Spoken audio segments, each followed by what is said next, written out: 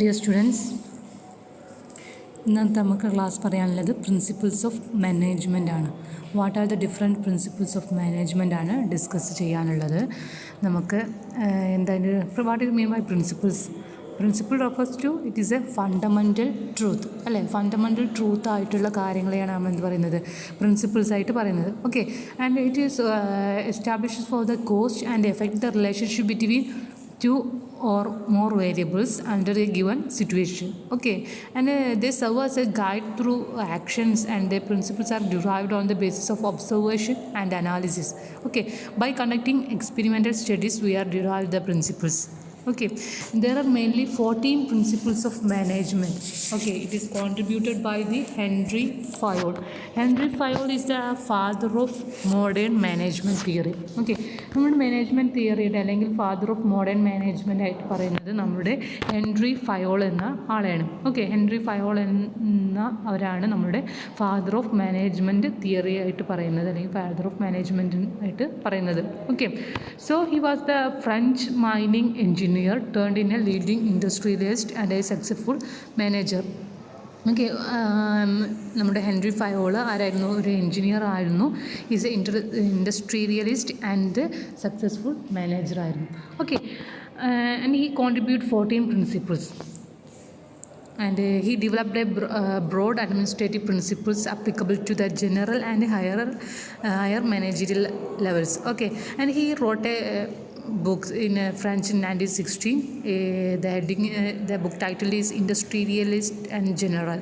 Okay, the Fayol monograph revealed the very practical and clear job of the manager with an extraordinary insight into the basic problems of the modern management. Okay, and also Fayol observed that there are based on his long managerial career, and his philosophy of management is developed in the form of certain principles.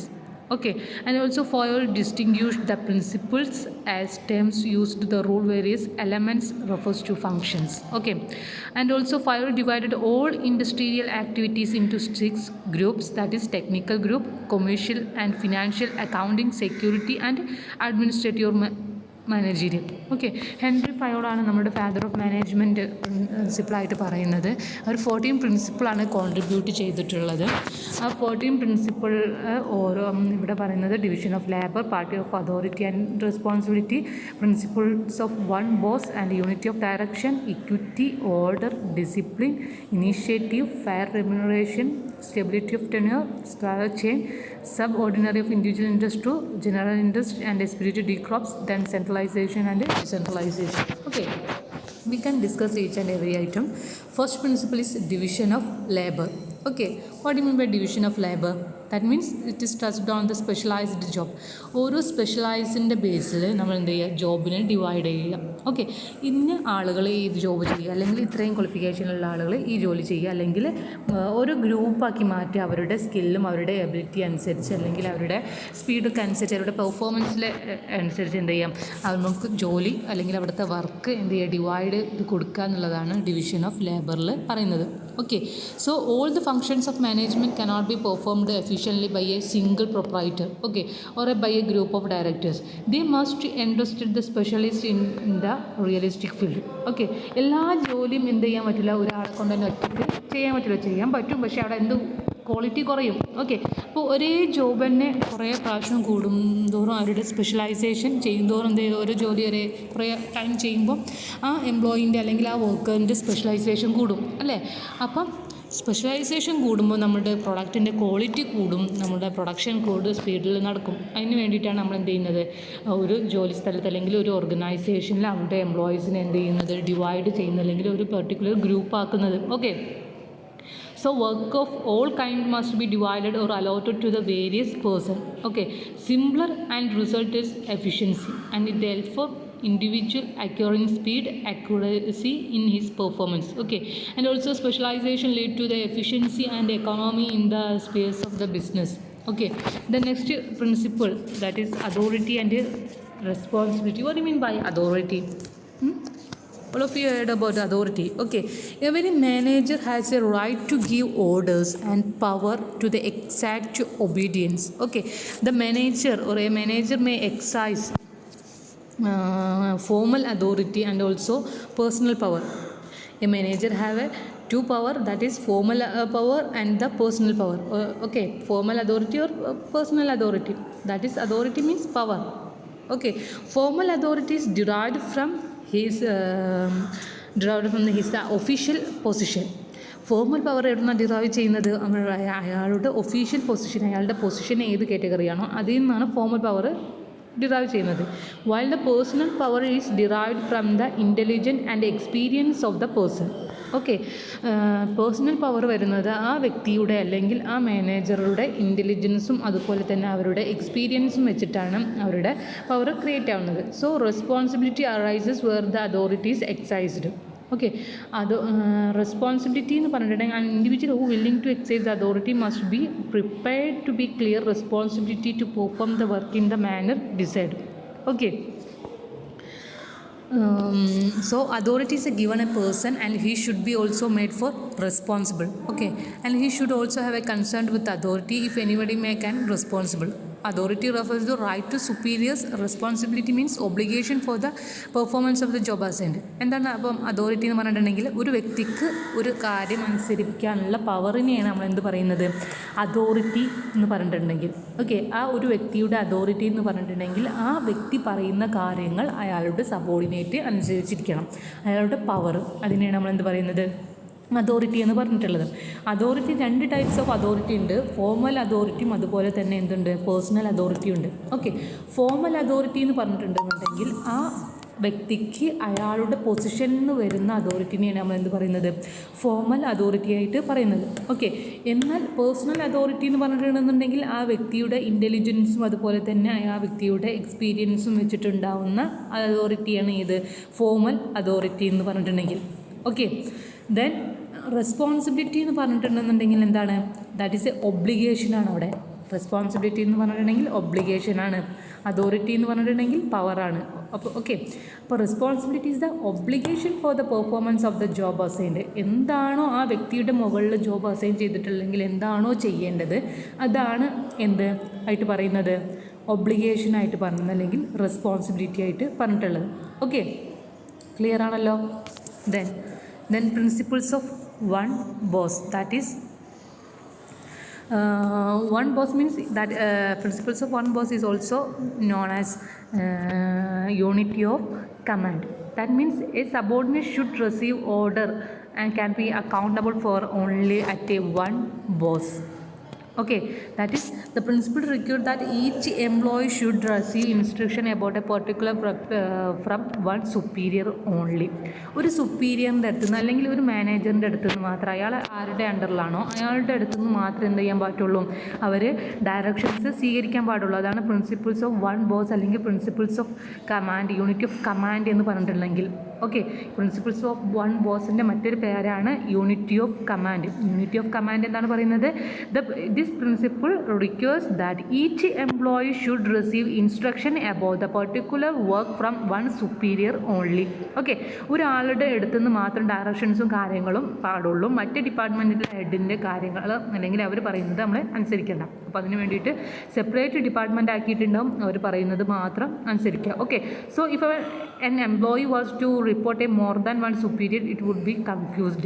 Okay, ഇപ്പോൾ ഒരു എംപ്ലോയീസ്ക്ക് കുറേ superior അല്ലെങ്കിൽ കുറേ boss ഉണ്ടെന്നുണ്ടെങ്കിൽ അവരൊക്കെ ആയിട്ട് അവർ communicate ചെയ്യുമ്പോൾ കുറേ പ്രശ്നങ്ങളുണ്ടാവും, അല്ലെങ്കിൽ കുറേ കൺഫ്യൂഷൻസ് ഉണ്ടാവും. അത് തീർക്കാൻ വേണ്ടിയിട്ടാണ് യൂണിറ്റി ഓഫ് കമാൻഡ് എന്ന പ്രിൻസിപ്പിൾ ഉള്ളത്, അല്ലെങ്കിൽ പ്രിൻസിപ്പിൾസ് ഓഫ് വൺ ബോസ്. ഒരു സുപ്പീരിയറിന് മാത്രം എന്ത് ചെയ്യുക?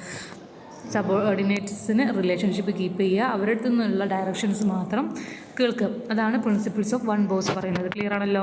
ദെൻ അടുത്തത് unity of direction. That means one head one plan. ഒരു ഡിപ്പാർട്ട്മെൻ്റ് ആണെന്നുണ്ടെങ്കിൽ അതിന് ഒരൊറ്റ പ്ലാൻ.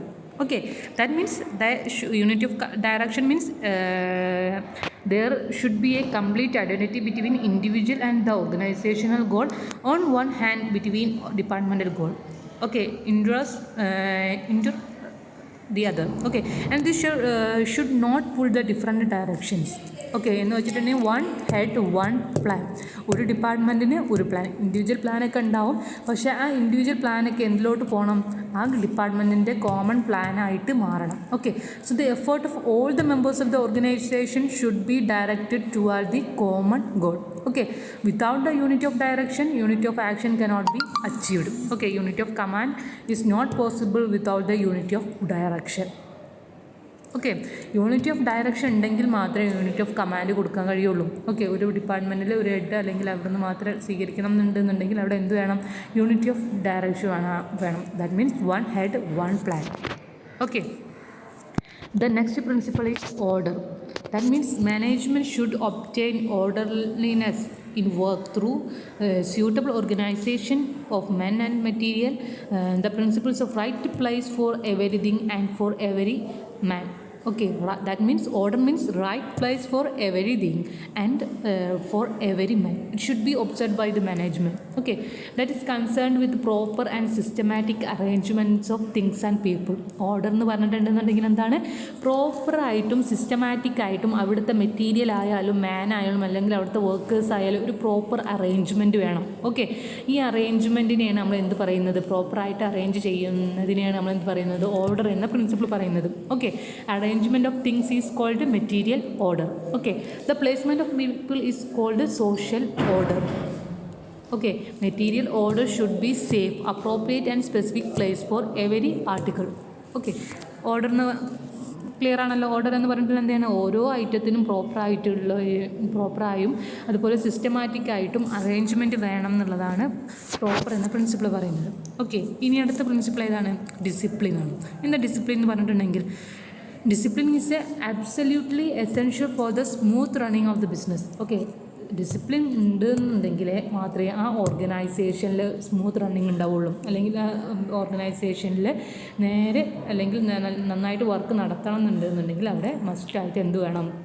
ഡിസിപ്ലിൻ വേണം എന്നാണ് പറഞ്ഞിട്ടുള്ളത്. Okay, so the discipline we mean that the obedience to authority, observe the rules of services and norms of performance, respect for agreement, then sincere effort for completing the given job, respect for superiors, etc. are the part of the discipline. Okay, discipline എന്ന് ഉദ്ദേശിക്കുന്നത് എന്താണ്? അവിടുത്തെ authority എന്താണ്? അവിടുത്തെ ഓരോ ആളുകളുടെയും authority അത് അനുസരിക്കുക, നമ്മുടെ സബോർഡിനേറ്റ് അനുസരിക്കുക, അല്ലെങ്കിൽ അവിടുത്തെ റൂൾസ് ആൻഡ് റെഗുലേഷൻസ് എന്തൊക്കെയാണ്, അല്ലെങ്കിൽ അവിടെ എന്ന് ചെയ്യാൻ പാടില്ല, ഇത് ചെയ്യാൻ പറ്റും, അല്ലെങ്കിൽ സുപ്പീരിയേഴ്സിന് എന്ന് കൊടുക്കണം എന്ന് അവർക്കൊരു റെസ്പെക്റ്റ് കൊടുക്കുക. അതുപോലെ തന്നെ നമുക്ക് എന്താണോ ജോബ് തന്നിട്ടുള്ളത് അത് കറക്റ്റായിട്ട് ചെയ്യുക. അതൊക്കെയാണ് ഏതിൻ്റെ ഭാഗമായിട്ടുള്ള പറയുന്നത്? ഡിസിപ്ലിനായിട്ട് പറയുന്നത്. Okay, so the subordinate but also on the part of management. Smooth discipline help for smooth running of the organisation. Okay, discipline can be enforced with the good superior, clear and fair agreement with workers and the sanctions are judicially applied. Okay, then next principle is initiative. What do you mean by initiative? That means it is a freedom to think out of the execute the plan. Okay, recognition of a personal creativity can give the highest form of intellectual satisfaction to the employees. Okay, initiative എന്ന് പറഞ്ഞിട്ടുണ്ടെങ്കിൽ എന്താണ്? To encourage to take work assigned to them and also without being asked to do. Okay, management should provide opportunity for its employees and also for developing an atmosphere to trust, and also they enjoy the work organizational because it adds their zeal and energy. Okay, എന്ന് വെച്ചിട്ടുണ്ടെങ്കിൽ initiatives എന്ന് പറഞ്ഞിട്ടുണ്ടെങ്കിൽ ആ എംപ്ലോയീൻ്റെ പാർട്ട്നേഴ്സിന് അല്ലെങ്കിൽ അവരുടെ ഭാഗത്തു നിന്ന് എന്ത് ചെയ്യാം? ഇനീഷ്യേറ്റീവ് ആയിട്ടുള്ള ക്രിയേറ്റിവിറ്റി ആയിട്ടുള്ള ഐഡിയാസ് കൊണ്ടുവരാനും അവർക്ക് അവിടെ നന്നായിട്ട് വർക്ക് ചെയ്യാനുള്ള ഒരു സിറ്റുവേഷനെയാണ് നമ്മൾ എന്ത് പറയുന്നത്? ഇനീഷ്യേറ്റീവ് എന്നിട്ട് പറയുന്നത്. Okay, so initiative mean freedom to think out of the execute the plan. അവർക്ക് സ്വന്തമായിട്ട് കാര്യങ്ങൾ ചെയ്യാനുള്ള ഒരു ക്രിയേറ്റിവിറ്റി അല്ലെങ്കിൽ നൽകുക എന്നുള്ളതാണ് ഇനീഷ്യേറ്റീവ് എന്ന പ്രിൻസിപ്പിൾ പറയുന്നത്. Okay, then next principle is fair remuneration. What mean by fair remuneration? That means the remuneration paid to the personnel of the firm should be fair. Okay, and it should be based on the general business condition. Okay, and also the cost of living and efficiency of the employee and the capacity of the firm to pay. Okay, എന്ന് വെച്ചിട്ടുണ്ടെങ്കിൽ ആ ഒരു worker അല്ലെങ്കിൽ ഒരു employee ഒരു business ഫേമിൽ ജോലി ചെയ്യുന്നുണ്ട് എന്നുണ്ടെങ്കിൽ അവരുടെ എഫേർട്ട് എത്രയാണോ ആ എഫേർട്ടിനനുസരിച്ച് എന്ത് ചെയ്യണം? നമ്മൾക്ക് അവർക്ക് വേണ്ടിയിട്ടുള്ള പേയ്മെൻറ്റ് നടത്തണം. ഓക്കെ, അതൊന്നെങ്കിൽ ഏതിൻ്റെ ബേസിലായിരിക്കും? അതൊന്നെങ്കിൽ അവിടുത്തെ ബിസിനസ് കണ്ടീഷൻ ആയിരിക്കാം, അല്ലെങ്കിൽ ആ ഏരിയയിലത്തെ കോസ്റ്റ് ഓഫ് ലിവിങ് ആയിരിക്കാം, അതുപോലെ തന്നെ എഫിഷ്യൻസി ഓഫ് എംപ്ലോയിയുടെ എഫിഷ്യൻസിക്ക് അനുസരിച്ച് പേയ്മെൻറ്റ് നടത്താം, അതുപോലെ തന്നെ ആ കമ്പനിക്ക് എത്രത്തോളം കപ്പാസിറ്റി ഉണ്ട് ആ പേയ്മെൻറ്റ് നടത്താൻ, അതെല്ലാം നോക്കിയിട്ട് വേണം ഫെയർ റെമ്യൂണറേഷൻ കൊടുക്കണം. അതൊരു പ്രിൻസിപ്പിളാണ് fair remuneration. That means pay to the workers should be fair for their effort. Okay, the satisfaction to both employer and employee must consider the fair remuneration. Okay, അപ്പോൾ fair remuneration clear ആണല്ലോ എന്ന് വെച്ചിട്ടുണ്ടെങ്കിൽ ആ worker എന്താണോ എടുക്കുന്നത് അതിനനുസരിച്ചുള്ള fair ആയിട്ടുള്ള return അവർക്ക് കൊടുക്കുക. ഓക്കെ, അടുത്ത പ്രിൻസിപ്പിളാണ് stability of tenure. What you mean by stability of tenure? That means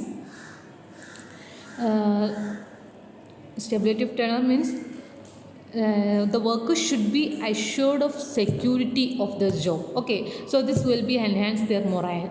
Okay, stability of tenure means employees should not move frequently from one job position to another. That is, once they appointed, their service should be served. Okay, time is required for an employee to get used to new work. That is to say that firework, and money spent for training worker will go the waste. Okay, the stability of job create learning spirit, a sense of belongingness among the workers. Okay, so they ultimately increase the quality as well as quantity of the work.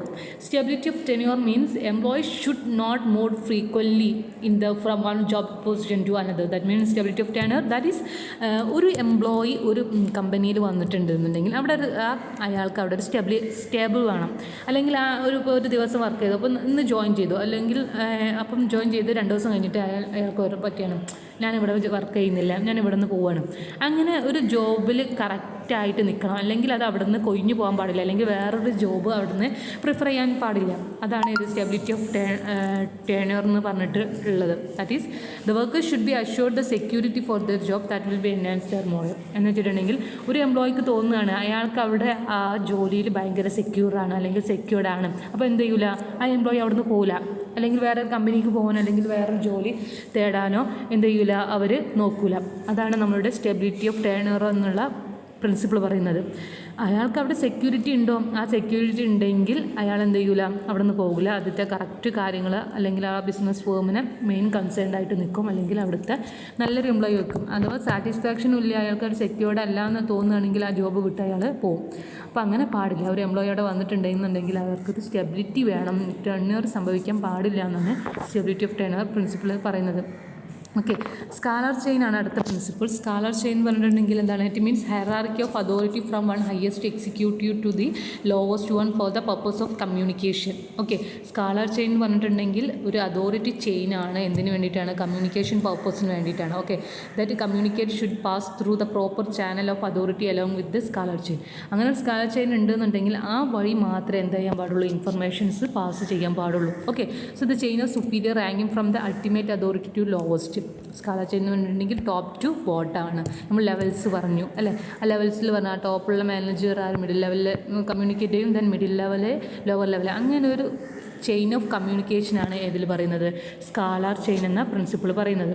Okay, then അടുത്ത principle പറയുന്നത് subordination of individual interest to general interest. Subordination of individual interest to general interest means there is a disharmony between the individual interest and the general interest. The latter should be prevail over the former. Okay, that means an organization much bigger than the individual. Okay, as far as possible reconciliation should be achieved between the individual and the group interest.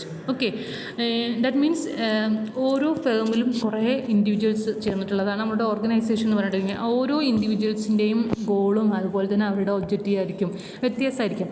അങ്ങനെ ആയിരുന്നാലും അവരെന്ത് ചെയ്യണം, ആ individual ഇൻട്രസ്റ്റിനെ എന്താക്കി മാറ്റണം, നമ്മുടെ ബിസിനസ്സിലെ general interest ആയിട്ട് മാറ്റണം.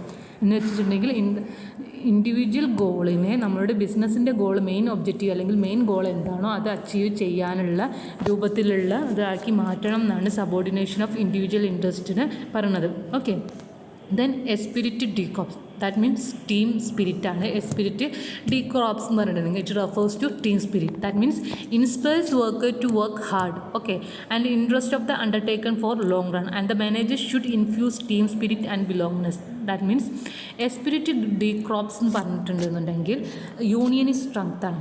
That is organisation goal can be achieved only if there is a perfect harmony between the unity among the employees. ഒരു വർക്ക് ഒരു പെർട്ടിക്കുലർ എംപ്ലോയിനെ കൊണ്ട് മാത്രം ചെയ്യിപ്പിക്കാതെ അവരൊരു ഗ്രൂപ്പാക്കി ചെയ്യുക. ഗ്രൂപ്പാക്കി ചെയ്യുമ്പോൾ എന്ത് കൂടും? അവിടുത്തെ പ്രൊഡക്ഷൻ കൂടും, അല്ലെങ്കിൽ അവിടുത്തെ പുതിയ പുതിയ ഐഡിയാസ് വരുമ്പം കൂടുതൽ പെട്ടെന്ന് നമുക്ക് അവിടുത്തെ ഓർഗനൈസേഷണൽ ഗോള് അച്ചീവ് ചെയ്യാൻ സാധിക്കും എന്നാണ് എസ്പിരിറ്റ് ഡീക്രോപ്സ് കൊണ്ട് ഉദ്ദേശിക്കുന്നത്. അടുത്തത് സെൻട്രലൈസേഷൻ ആൻഡ് ഡിസെൻട്രലൈസേഷൻ ആണ്. അടുത്ത പ്രിൻസിപ്പിൾ പറയുന്നത് സെൻട്രലൈസേഷൻ ആൻഡ് ഡിസെൻട്രലൈസേഷൻ ആണ്. എന്താണ് സെൻട്രലൈസേഷൻ?